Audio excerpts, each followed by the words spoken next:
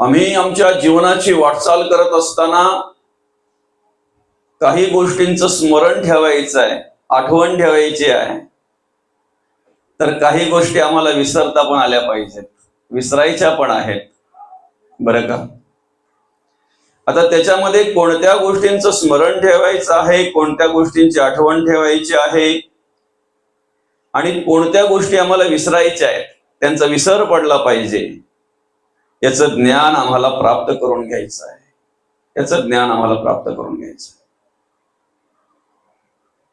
जन्म झाल्यानंतर ज्या प्रमाणे आपल्याला या ठिकाणी वारा लागला म्हणतात किंवा हवा लागली, ज्या माणसांचा स्पर्श आपल्याला झाला, त्याप्रमाणे आपल्या मनामध्ये, आपल्या अंतःकरणामध्ये विचार निर्माण झाले, बरं का.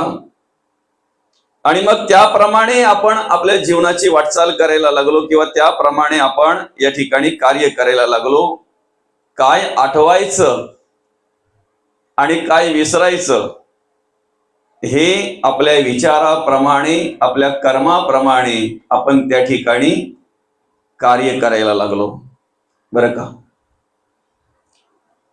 जो भगवंत आम्हाला या ठिकाणी जन्माला घालतोय, ज्या देवाने आम्हाला या ठिकाणी जन्माला घातलेला आहे, जो देव आमच्या शरीरामध्ये राहून, आमच्या देहामध्ये राहून आमची सेवा करतोय,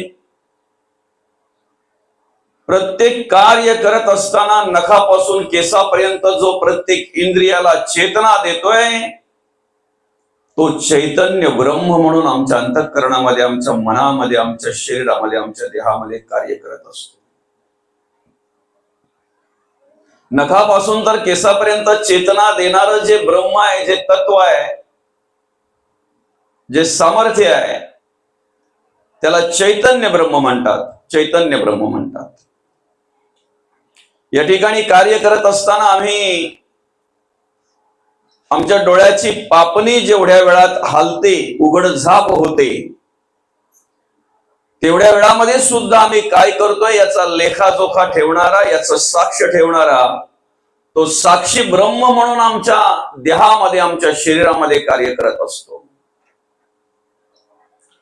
तो देव निर्गुण आहे, निराकार आहे, निसंग आहे, अरूप आहे, निर्लेप आहे, निराधार आहे, निर्विकल्प आहे. नैनम छदंती शस्त्राणी नैनम दहती पावका न चैनम क्लेदयंती कोन शोषयति मूलतः.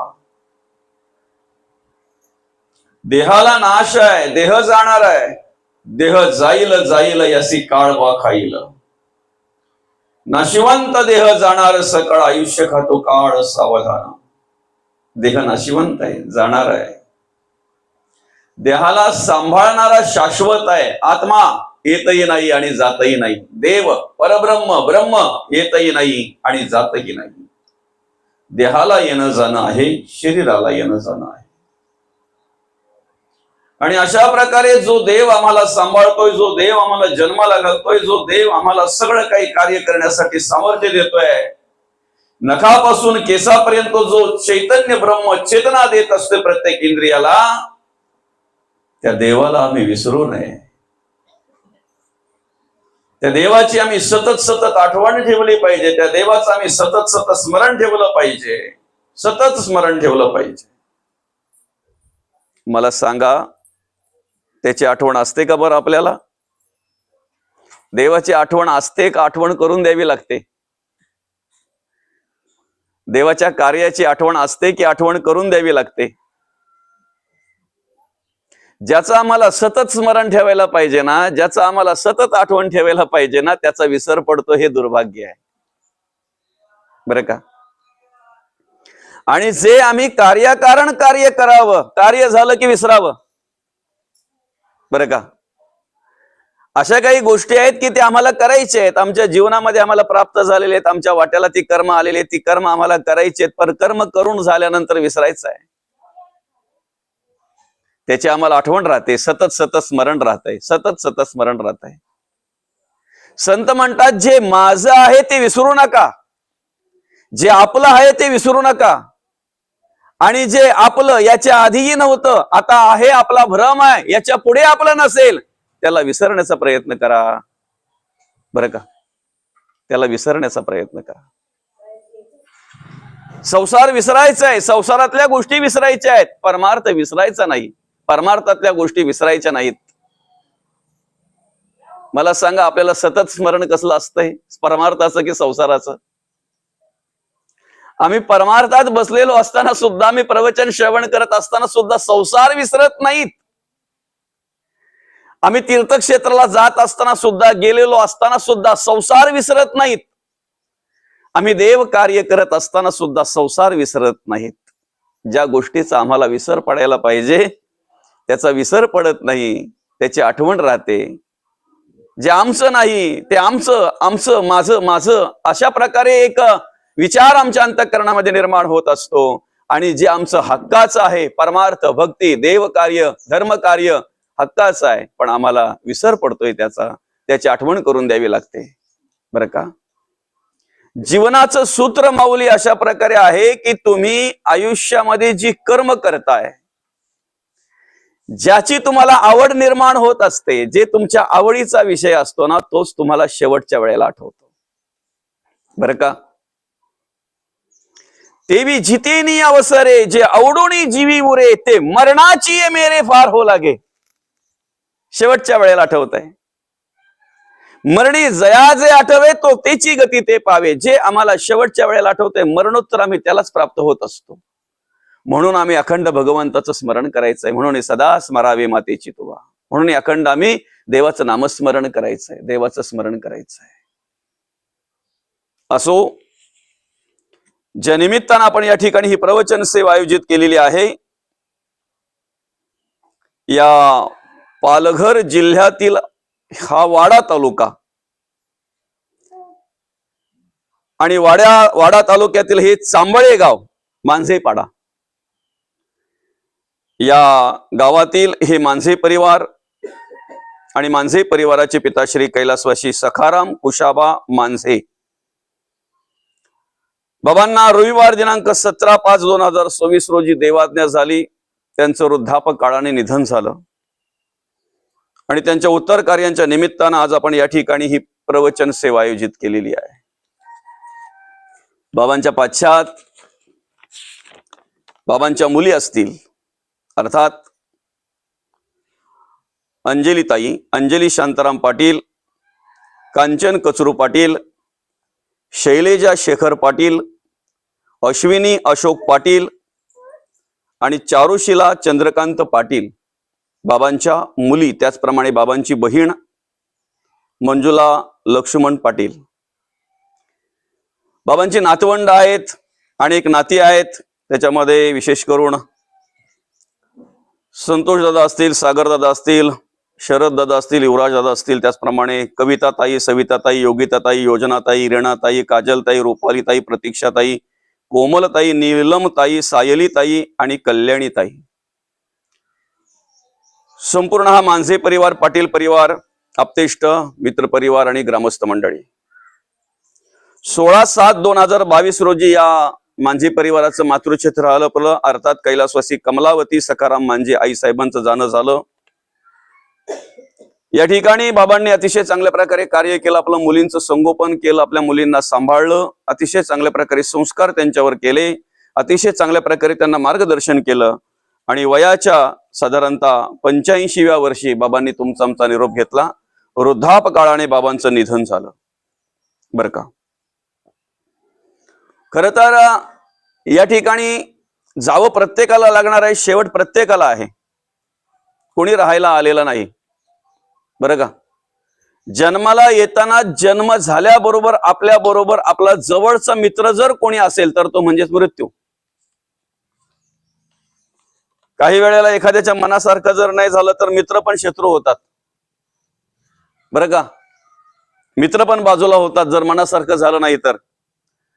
पण तुम्ही कसे वागा, कसे राहा, कसेही कार्य करा, कसंही जगण्याचा वागण्याचा प्रयत्न करा, जोपर्यंत तुमची संचित आहे ना, आर्थिक, कायिक, वाचिक, मानसिक जोपर्यंत शिल्लक आहे ना, पुण्य तुमच्या गाठीला जोपर्यंत आहे ना, तोपर्यंत तुमच्या बरोबर असतो तो मित्र. तुम्हाला कधीही सोडत नाही. त्याचं नाव आहे मृत्यू.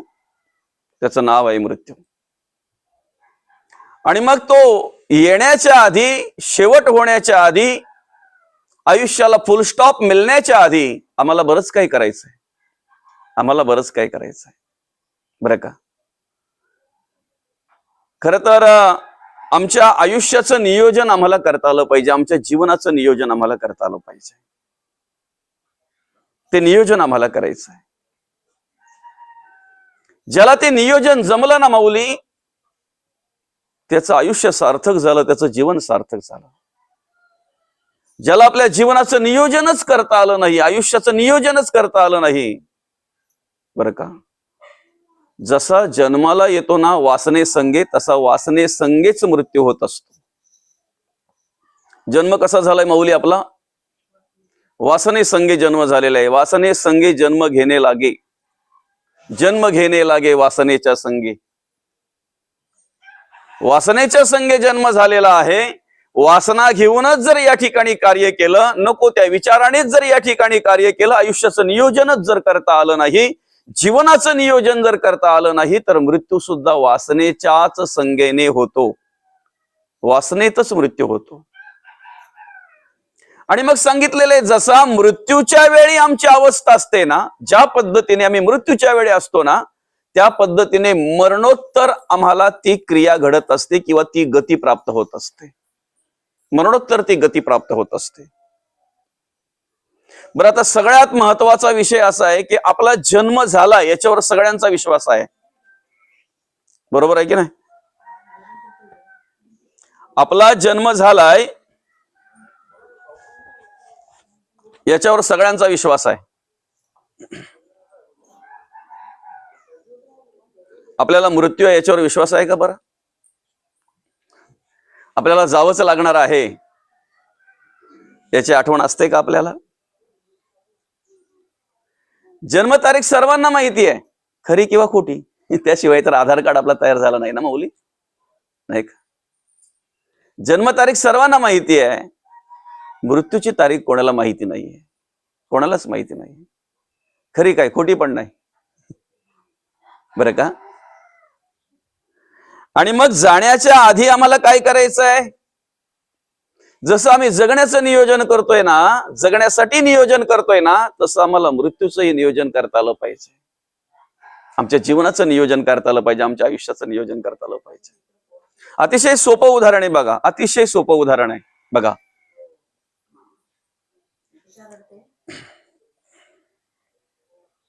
आम्हाला दिवसाचं नियोजन करता येत नाही. एका दिवसाचं नियोजन काय? एका दिवसाचं नियोजन आम्हाला करता येत नाही. आयुष्याचं नियोजन आम्ही करू शकतो? करू शकतो का? अगोदरच्या दिवशी आम्ही ठरवतोय उद्या की नाही उजेडल्यापासून अमुक अमुक काम करायचंय, अमुक अमुक काम करायचंय, उद्याच्या दिवसभरामध्ये ते काम झालंच पाहिजे, करायचंच आहे. दुसरा दिवस उजाडल्यानंतर आमच्या डोक्यात भलतच काहीतरी असतंय. तो दिवस मावळताना लक्षात येते, मावळताना आम्हाला कळते, अरे आज मला हे काम करायचं होतं, राहूनच गेलं बघा, राहूनच गेलं बघा. मौलिक फरक एकच आहे, ते काम करायला तुम्हाला दुसरा दिवस उजाडणार आहे. ऐकताय ना? ते राहिलेलं काम करायला तुम्हाला दुसरा दिवस उजाडणार आहे. पण आता हा नरदेह मिळाल्यानंतर जे काम करायचंय ते जर राहून गेलं तर पुन्हा नरदेह मिळेलच याची गॅरंटी नाही. काय? आता हा मनुष्य देह मिळाल्यानंतर जो देव कार्य आम्हाला करायचंय, धर्म कार्य आम्हाला करायचंय, ते कार्य जर आज आमच्याकडून राहून गेलं आणि देवाचं नामस्मरण न करता, देव कार्य न करता, भक्ती परमार्थ न करता, चांगलं वागता ना, चांगलं न वागता, चांगलं न जगता, धर्म कार्य न करता, नीतीने न जगता, अधर्माने अनितीने नको त्या वासनेने जर आमचा मृत्यू झाला तर पुढे 83,99,999 योनी ठेवलेले आहेत. नरदेह मिळेलच याची गॅरंटी नाही माऊली. आता जो मिळालाय ना, पाप पुण्य समकृत हा मग नरयोनिषु येते. पाप पुण्य समान झाल्यानंतर आम्हाला आता हा नरदेह मिळालेला आहे, हा मनुष्य देह मिळालेला आहे. परत मिळेलच याची गॅरंटी नाही. मिळेल का? सुटण्याचा मार्ग आहे, मोकळा होण्याचा मार्ग आहे. 83,99,999 योनीतून मुक्त होण्याचा मार्ग जर असेल तो म्हणजेच नरदेह आहे, नरदेह आहे. बरं का? जन्म मृत्यूच्या रहाटगाड्यातून सुटण्याचा मार्ग जर कुठला असेल तर हा मनुष्य देह आहे, हा नरदेह आहे. हा नरदेह मिळाल्यानंतर आमच्या वाट्याला आलेली कर्म आम्ही प्रामाणिकपणे करायचीच आहेत. बरं का? देखा अनुक्रमा आधारे स्वधर्मू जो आचरे. 3ऱ्या अध्यायामध्ये भावार्थ दीपिका या ज्ञानेश्वरी ग्रंथामध्ये माऊली म्हणतायत, देखा अनुक्रमा आधारे स्वधर्मू जो आचरे. माणूस म्हणून जन्माला आल्यानंतर आम्हाला माणूस म्हणून वागता आलं पाहिजे. स्वधर्मू जो आचरे, आमच्या वाट्याला आलेली कर्म आम्हाला प्रामाणिकपणे करता आली पाहिजेत. स्वधर्मू जो आचरे तो मोक्षू तेणे व्यापारी निश्चित पावे. तो मुक्त आहे, त्याला मोक्ष त्या ठिकाणी प्राप्त झाल्याशिवाय राहत नाही. सून म्हटल्यानंतर सुनेचं कर्तव्य आहे सासू सासऱ्याची सेवा करणं, पण सासू सासऱ्याचंही कर्तव्य आहे माझी सून नसून माझी मुलगी म्हणून तिच्याकडे पाहणं. आई वडिलांचं कर्तव्य आहे मुलाला संगोपन करणं, मुलाचं मुलावर संस्कार करणं, मुलाला सांभाळणं, त्याला चांगल्या प्रकारे मार्गदर्शन करणं आई वडिलांचं कर्तव्य आहे. पण त्या मुलाने आई वडिलांना सांभाळणं हे त्या मुलांचं कर्तव्य आहे. आम्ही या ठिकाणी जन्माला आल्यानंतर आमच्या वाट्याला जी कर्म येतात ती कर्म जर प्रामाणिकपणे घडली तर त्याला परमार्थ म्हणतात, त्याला भक्ती म्हणतात. आणि ती प्रामाणिकपणे कर्म घडावीत म्हणून आम्ही तुकोबांना वाचले पाहिजेत, माऊली ज्ञानोबांना वाचले पाहिजेत, जनाबाई, बहिणाबाई, कान्होपात्रा संतांच्या वाङ्मयाचा आम्ही अभ्यास केला पाहिजे. वाईट कर्म करायला काय बळ पाहिजे असं काही नाही. वाईट कर्म करायला काय तुम्हाला ज्ञान पाहिजे, मार्गदर्शन पाहिजे असं काही नाही. काय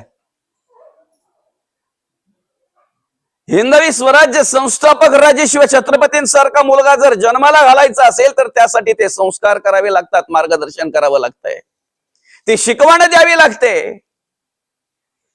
प्रभू रामचंद्रांसारखा अर्थात एक पत्नी एक बाणी आणि एक वचनी अशा प्रकारे राहणारा जगणारा वागणारा मुलगा जर पोटी जन्माला यावा असं वाटत असेल तर ते नियोजन आम्हाला करावं लागतंय. वाईट मुलं, वाईट कर्म करणारी, वाईट नाद असलेली, व्यसनाधीन होणारी मुलं जन्माला घालायला आम्हाला काहीही प्रयत्न करावे लागत नाहीत, ते मार्गदर्शन करावं लागत नाही. मला सांगा, तुमचा मुलगा व्यसनाधीन व्हावं म्हणून तुम्हाला देवाला काय प्रार्थना करावी लागली का? तुमचा मुलगा व्यसनाधीन व्हावा म्हणून काय सत्यनारायण घालावं लागलंय का तुम्हाला? पण व्यसनाधीन झालेला मुलगा निर्व्यसनी व्हावा, त्या व्यसनातून मुक्त व्हावा म्हणून आम्हाला देवाला प्रार्थना करावी लागते. आम्हाला ते मार्गदर्शन करावं लागतंय. आम्हाला परत परत परत परत त्याला सांगावं लागतंय, दादा हे करतोय तो चुकीचं करतोय. वाईट कर्म करायला काय बळ लागतंय, काय मार्गदर्शन लागतंय, त्या ठिकाणी काय करावं लागतंय विशेष? चांगलं वागायचं असेल, चांगलं जगायचं असेल, धर्म कार्य करायचं असेल, देव कार्य जर करायचं असेल तर त्या ठिकाणी मात्र आम्हाला तसे संस्कार करावे लागतात, तसं मार्गदर्शन करावं लागतंय, त्याप्रमाणे ती शिकवण द्यावी लागते, त्याप्रमाणे ती शिकवण द्यावी लागते. आम्हाला आज हा नरदेह मिळालेला आहे. आम्ही जर वासनेअधीन झालो, आम्ही जर व्यसनाधीन झालो, आम्ही जर नको तो नाद आम्हाला लागला आणि आमचं जीवन जर आम्ही बर्बाद करून घेतलं, आमचं आयुष्य जर आम्ही बर्बाद करून घेतलं, तर माऊलींच्या म्हणण्याप्रमाणे उपजे ते नासे, नासे ते पुनरपी दिसे, हे घटिका यंत्र तैसे परिभ्रमे का. पुनरपी जननम पुनरपी मरणम पुनरपी जननी जठरी शयनम. परत परत येणं जाणं आहे, जन्म मृत्यू परत परत आहे. वासनेच्या संगे जन्म घेणे लागे, जन्म घेणे लागे वासनेच्या संगे. बरं का? आम्हाला काय करायची, तीच वासना परावर्तित करायची आहे. तिची झाली अंगे हरिरूप, वासना हरिरूप झाली पाहिजे. कशी होईल? बरं का? आता भगवंताने जन्माला घातलं, आम्हाला जन्माला घातल्यानंतर नको त्या प्रकारचा वारा लागला, हवा लागली, नको ते विचार मिळाले, नको त्यांचा हात लागला, नको त्यांचा संग झाला आणि त्यामुळे नको त्याप्रमाणे कर्म करायला लागलो, नको त्याप्रमाणे व्यसनाधीन झालो, नको त्याप्रमाणे वासनेअधीन झालो, नको ती कर्म, नको ते विचार आमच्या अंतःकरणामध्ये निर्माण झाले. आमचा देह आता अधोगतीच्या दिशेने आहे आणि तेवढ्यात आम्हाला जाणीव झाली, तेवढ्यात आम्हाला संत चरण मिळाले, तेवढ्यात आम्हाला मार्गदर्शन मिळालं, आम्हाला काय करायचं आहे हे कळलं. देह बदलू शकत नाही. चला आता तो पूर्वीचा देह आहे त्याचा त्याग करावा आणि दुसरा नवीन देह. देह बदलू शकत नाही, देह बदलायचा अधिकारही नाही, देहामध्ये बदल घडवू शकतो. भाषा कळते ना? देह बदलता येणार नाही, देहामध्ये बदल घडवू शकतो. तशी वासना आम्हाला परावर्तित करायची आहे. ज्या डोळ्याला कधी भगवंत दिसत नाहीत ना, त्या डोळ्याने देवाला पाहावं, भगवंताला पाहावं असं वाटत असेल तर त्यासाठी आम्हाला डोळे बदलावे लागतील का? चला, आता पूर्वीचे डोळे आहेत, त्यांना कधी देव दिसलाच नाही, मग देव दिसेल असा एखादा डोळा लावून घ्या बरं. डोळे बदलता येतील का? डोळे बदलता येणार नाहीत, दृष्टीमध्ये बदल करता येईल. देवाचं ऐकायला येत नाही, श्रवणामध्ये श्रवणाची आवड बदलता येईल, ऐकण्याची आवड बदलता येईल. मुखातून भगवंताचं नामस्मरण येत नाही, भगवंताचं नाम येत नाही, तोंड बदलता येणार नाही, वाचा बदलता येईल, वैखरी बदलता येईल, तिचं बोलणं चालणं बदलता येईल. आम्हाला आज नरदेह मिळालेला आहे. 83,99,999 योनीतून मुक्त होण्याचा मार्ग आहे. आम्हाला देह बदलता येणार नाही, देहामध्ये बदल घडवायचा आहे, देहामध्ये बदल घडवायचा आहे. इंद्रिय तीच आहेत, इंद्रिय बदलता येणार नाहीत. ज्ञानेंद्रिय, कर्मेंद्रिय, अंतःकरण पंचक, प्राणपंचक, विषय पंचक जे काय असेल ते तेच आहे, बदलता येणार नाही. आम्हाला शब्द ऐकायचाच आहे, पण वासनेचा शब्द ऐकण्यापेक्षा आम्हाला संतांचे शब्द ऐकायचे. आमच्या मनाचं मनोरंजन होईल असं ऐकण्यापेक्षा ते मन कुठेतरी रममान होईल एखाद्या ठिकाणी आणि स्वतःचा उद्धार करून घेईल ना असं काहीतरी ऐकायचं आहे. स्पर्श घ्यायचा आहे आम्हाला, पण नको त्या गोष्टीचा, नको तसा, त्या स्पर्शातून जर नको ती वासना निर्माण होत असेल तर तो स्पर्श नको आम्हाला, नको आम्हाला तो स्पर्श. त्या स्पर्शाने तर जर नको ते पाप आमच्याकडून घडत असेल तर तो स्पर्श नको आम्हाला. ज्या ठिकाणी आम्ही जाऊ ना, ज्या ठिकाणी आम्हाला ज्या गोष्टीचा स्पर्श होईल ना, तिथे आम्हाला भगवंताचीच प्रचिती आली पाहिजे, तिथे आम्हाला देवाचीच प्रचिती आली पाहिजे, प्रत्यय आला पाहिजे. रूप पाहायचं आहे आम्हाला, पण ही सृष्टी पाहता पाहता जे निर्माण केलंय ते पाहण्यापेक्षा निर्मात्याला पहा ना. परमार्थ कशासाठी आहे, भक्ती कशासाठी आहे? निर्माण केलंय त्यात अडकण्यापेक्षा, निर्माण केलंय ते मागण्यापेक्षा, निर्माण केलंय त्याची अपेक्षा करण्यापेक्षा निर्मात्याला मागा, निर्मात्याला पहा. रूप पाहायचंय आम्हाला, पण ते रूप नको ते पाहून, नको त्या पद्धतीची वासना आमच्या अंतःकरणामध्ये जर निर्माण होत असेल, रूप पाहता पाहता जर आमच्याकडून पाप घडत असेल तर ते रूप न पाहता आम्ही असं रूप बघितलं पाहिजे की ज्या रूपाची ओळख संतांनी करून दिलेली आहे. रूप पाहता लोचनी सुख झाले ओ साजनी. क्षणिक सुख प्राप्त करून घेण्यापेक्षा, क्षणिक सुखासाठी नको ते विचार, नको ती कर्म करण्यापेक्षा निरंतर चिरकाल टिकणारं सुख प्राप्त करून घ्या. सुख झाले ओ साजनी.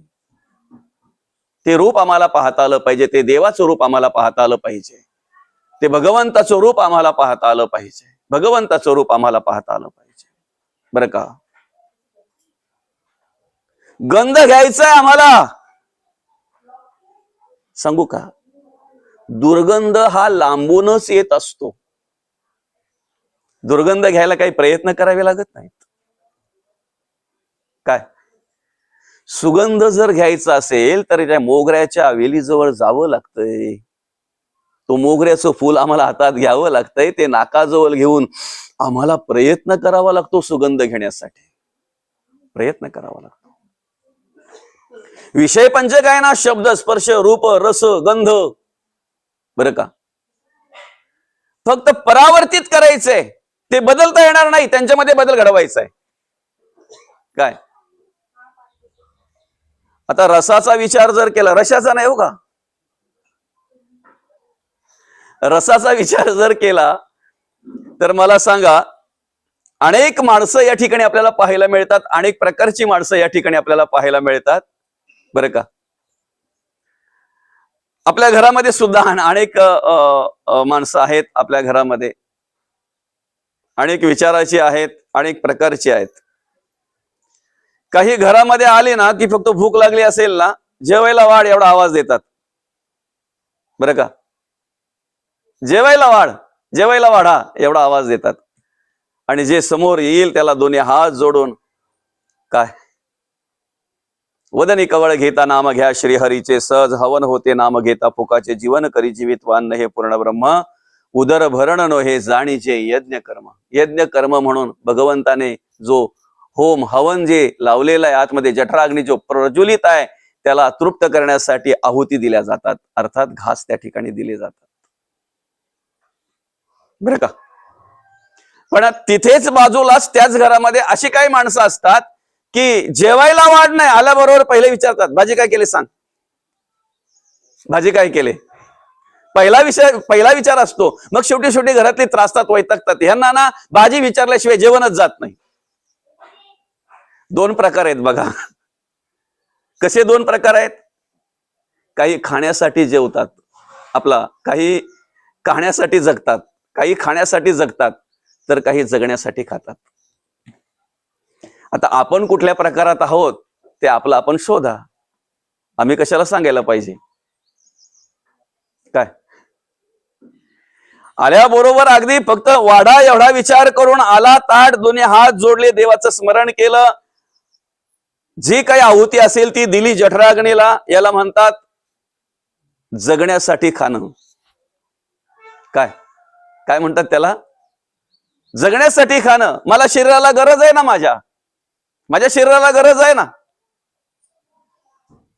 काय आहे ते मला माहित नाही, जे असेल ते हात जोडण्यासारखं असावं, फक्त हात जोडून देवाचं नामस्मरण करण्यासारखं असावं ताटामध्ये. पुढे